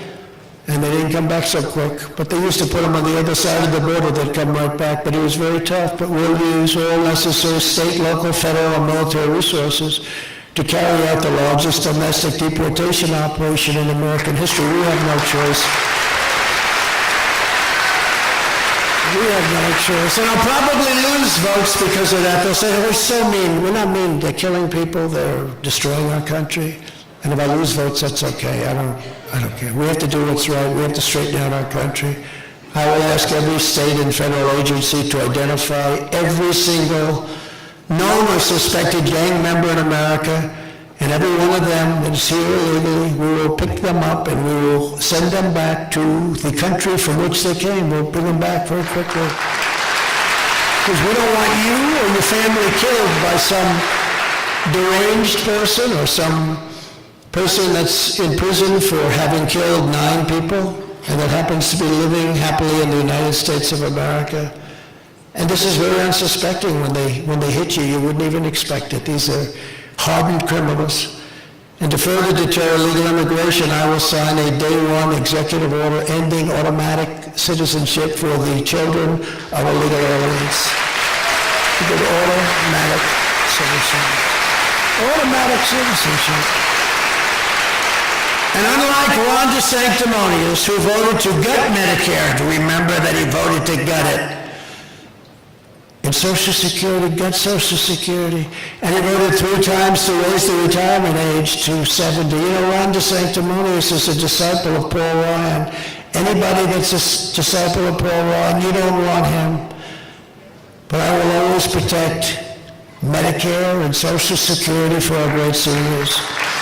And one thing I've learned in politics, when a guy is against like Medicare or wants to decapitate it, or a guy's against anything Social Security, and then they have an election and all of a sudden they love it.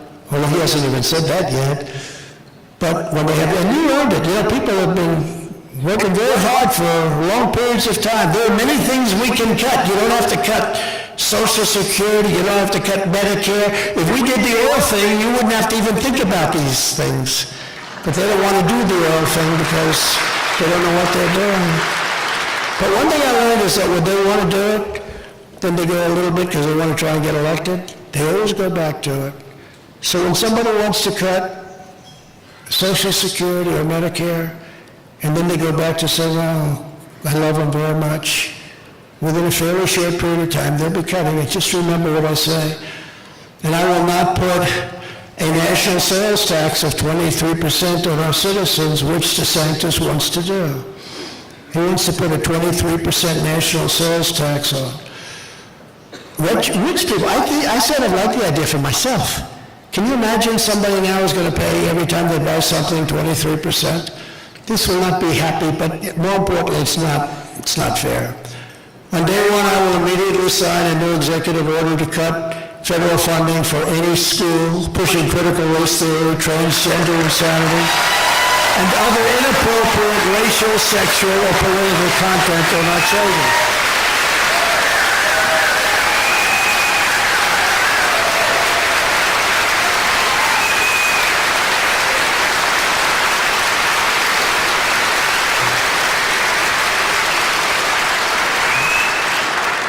It's amazing how strongly people feel about that. You see, I'm talking about cutting taxes, people go like that. Talk about transgender, everyone goes crazy. Who would have thought 5 years ago you didn't know what the hell it was? But one that I think is incredible that we would be saying that I can't even believe we have to say, I guess I have to say I'm a politician, right?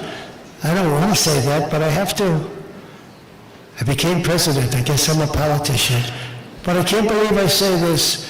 I will always support parents' rights. Can you imagine saying that 10 or 15 years ago, parents' rights? Who wouldn't? Think of it, who wouldn't support parents' rights? But you have to get up and say, I will always support parents' rights with their children. I mean, what's going on with their children? They can take the children and do whatever they want without the parent even knowing? I will not give 1 penny to any school that has a vaccine mandate or a mask mandate.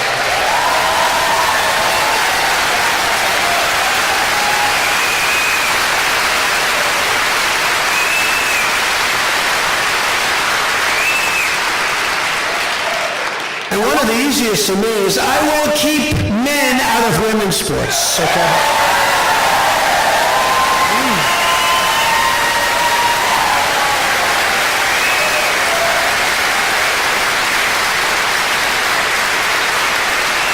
You see the records that are being broken now? Records that have held up for 18, 19 years are being obliterated. Check out the weightlifting records. Guy comes up, a woman is fantastic, she's a great champion, she's lifting weights, something like 218 pounds. That's a lot of weight for a woman to go bump. And they put like a 16th of an ounce on one side, a 16th of an ounce on the other side. Yeah, I can't do it, doesn't quite get there. Great champion. Then the guy comes along, bingo. I mean, they're breaking records by numbers. But you know what? It's honestly, it's really demeaning to women, very demeaning to women. It's so unfair.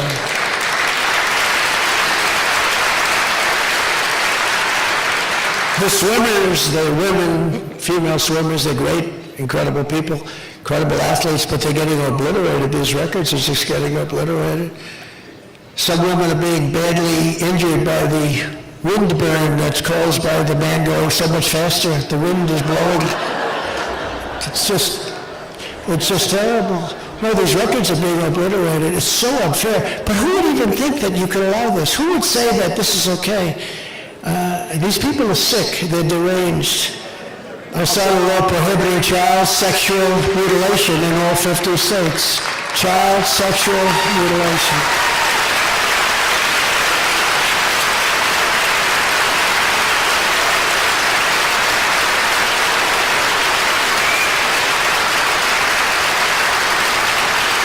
Here's another one, though. Think of it. Think of it. I'm going to sign a bill prohibiting the mutilation of your child. Do you think you're supposed to say this? I mean, who would have to say this? Who would have something where they can actually do that, but they can't? Because our country has gone cuckoo. 10 years ago, if you ever said that, they'd carry you out of the room. They'd say, what the hell is this guy talking about? Today you have to say it because they mutilate children. As I announced this week, to continue my long record of standing up to Big Pharma, I will establish a special presidential commission to investigate what is causing the decades-long increase in childhood diseases, autoimmune disorders, autism, obesity, infertility, and other chronic health problems that people are seeing over the last 9 or 10 years that they weren't seeing before. To uphold our Second Amendment, I will ask Congress to pass the National Concealed Carry Reciprocity.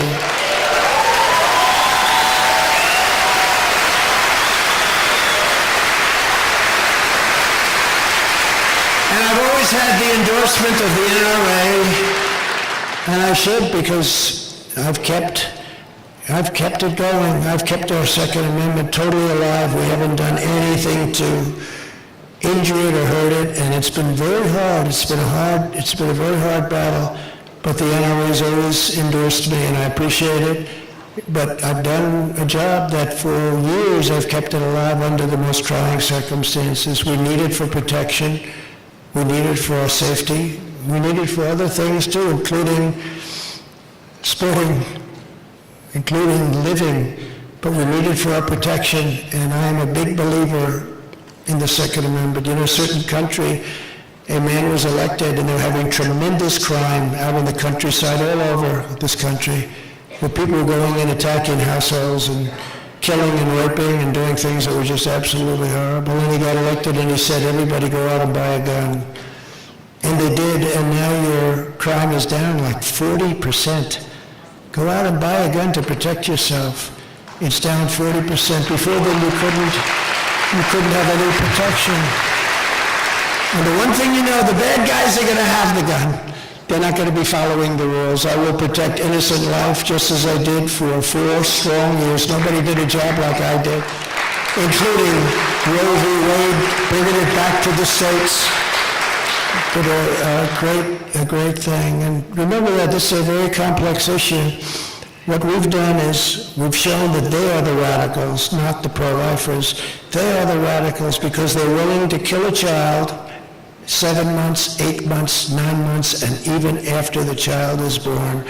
And what I did by killing Roe v. Wade, which everyone said was impossible, number one, we got it sent back to the states. And number two, and very importantly, I gave you now the power to negotiate. You had no power before because they were allowed to do whatever they wanted to do. They could kill the child at any point, including after birth. You look at the governor of Virginia, the ex-governor of Virginia. I call him Michael Jackson. You remember that catastrophe? He said he's a big Michael Jackson fan. That's why he did certain stupid things. But he was willing, and he said it. Put the baby down and we'll decide with the mother what you want to do after the baby is born. They are the radicals, not us. And nobody wants to see mutilation or death of a baby after a certain period of time. But I gave you, by getting that, by winning that, everybody said it was impossible to win, but we put 3 great justices of the Supreme Court justices, and you now have the right to a superpower to negotiate something that's going to be acceptable. Before, you didn't have any rights whatsoever. They could do whatever they wanted. So it's a very powerful thing that I was able to get. I'm very proud of it, but it goes back to the states, and you're in a very strong negotiating position. Actually, right now, you're in a much stronger position than the other side. So it's going to be interesting over a period of time, but it could go fairly quickly, perhaps. But there are many negotiations going on right now that wouldn't be going. I gave you the power to negotiate at a very high level, and I also have, I think, shown very conclusively that they're the radicals. We're not the radicals, they are the radicals. So it's very important, and it's very important that it be handled properly.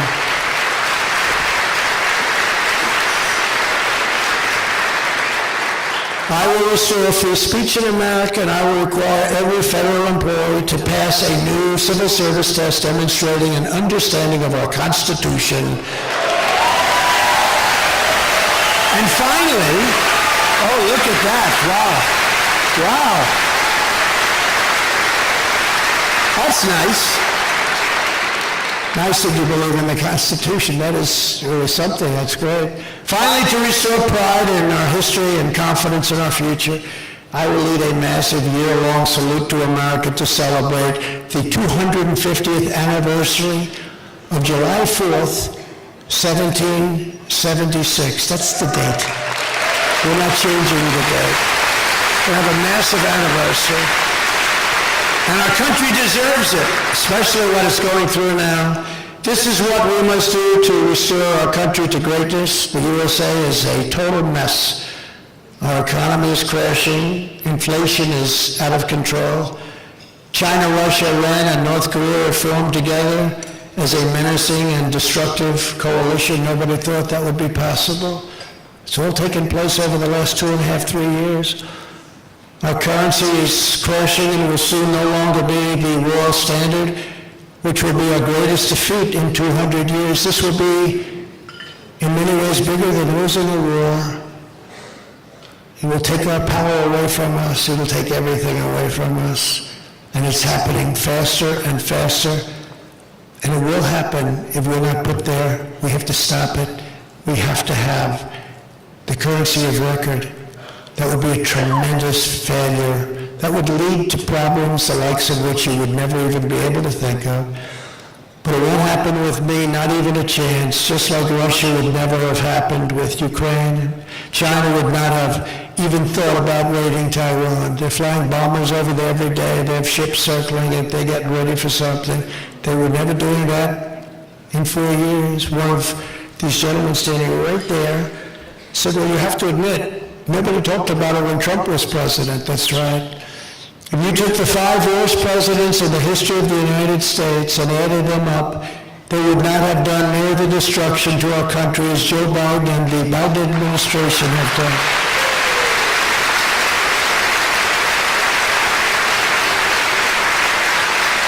We are a failing nation. We are a nation in decline. And now these radical left lunatics want to interfere with our elections by using law enforcement. It's totally corrupt, and we can't let it happen. This is the final battle. With you at my side, we will demolish the deep state. We will expel the warmongers from our government. We will drive out the globalists. We will cast out the communists. We will throw off the sick political class that hates our country. We will roll out the fake news media. We will expose the rhinos for what they are. We will defeat Joe Biden, and we will liberate America from these villains once and for all. We will liberate. We're going to liberate our country. The silent majority is rising, and under our leadership, the forgotten man and woman will never be forgotten again, never be forgotten again.